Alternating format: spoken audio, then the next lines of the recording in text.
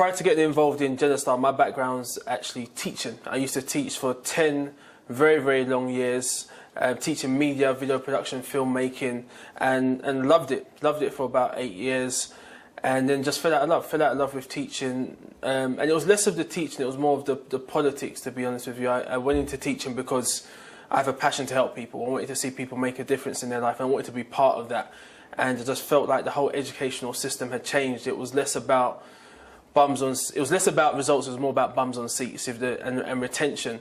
So a lot of my students would leave me, go off to uni, you know, get 12, 15, 20 grand in debt and come and visit me at the end of 4 years, and I'd be asking them, you know, what's happening with your life now? How's things? And they say, oh, I'm working in McDonald's or Primark, which is fine, it's an honest living, but it's not what I'd hoped for.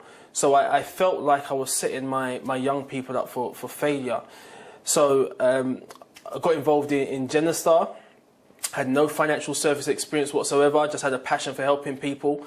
Didn't know exactly why I was doing it, but I knew that I wanted to make a difference, not only in my life, but in other people's lives on a bigger scale. And sacked my boss back in 2010. And no matter how you think that feels, sacking your boss, it feels 10 times better, because for me it was about taking back control of my life, my future, and where I'm going.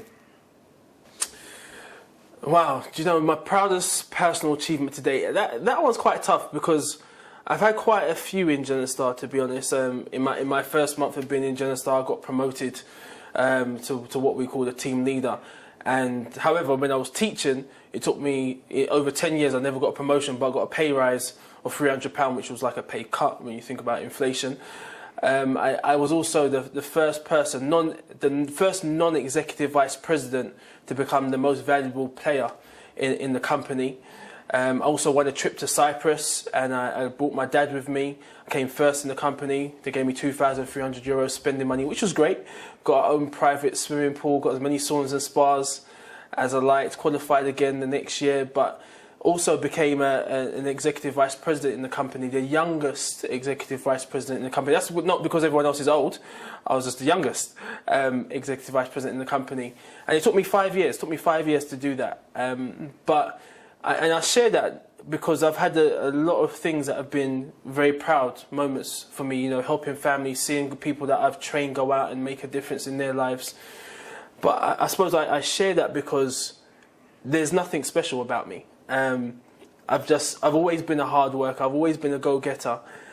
It was just recognised here. I mean, Genostar's not been set up for lazy people to become hardworking. It's been set up for hardworking people to become successful, and it's just been an environment whereby my hard work is being recognised, and I get promoted and paid for it. And if you're a hardworking person that's looking for an opportunity to potentially change your life and get recognised for it, there may be an opportunity, it may be a home here for you.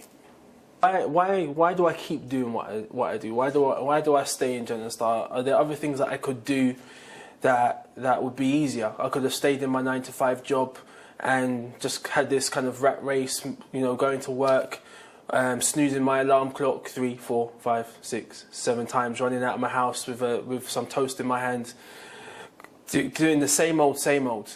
And that's simple. That's easy. That's convenient. That's comfortable.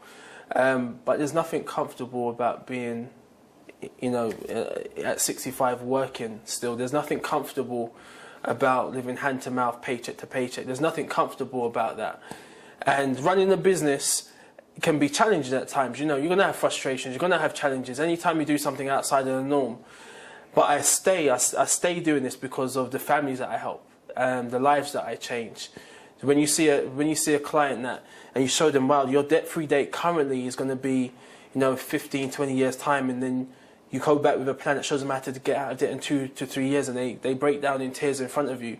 There's no amount of money that can pay for that feeling of knowing that you've just potentially changed that person's life. When you've sat down with someone and you show them how to achieve their goals, and they smile and you see that tear in their eye. When you sit down with a family and a protection plan pays out and you've left their 4 children with 6 figures, that kind of sets them up for life. And it doesn't bring back the mum or the dad, but you know you've changed that family's life. You've eradicated debt from that family. And I suppose I stay as well because I never want to look back and think to myself, what if? What would have happened if I would have committed myself? What would have happened if I would have joined that thing? What would have happened if I really committed myself? So I stay because I know where I'm going and I can see the vision of where we're going to be in the next few years' time, and I want to be a part of that. I don't want to be I want to be a person that helped create history, and that's why I stay.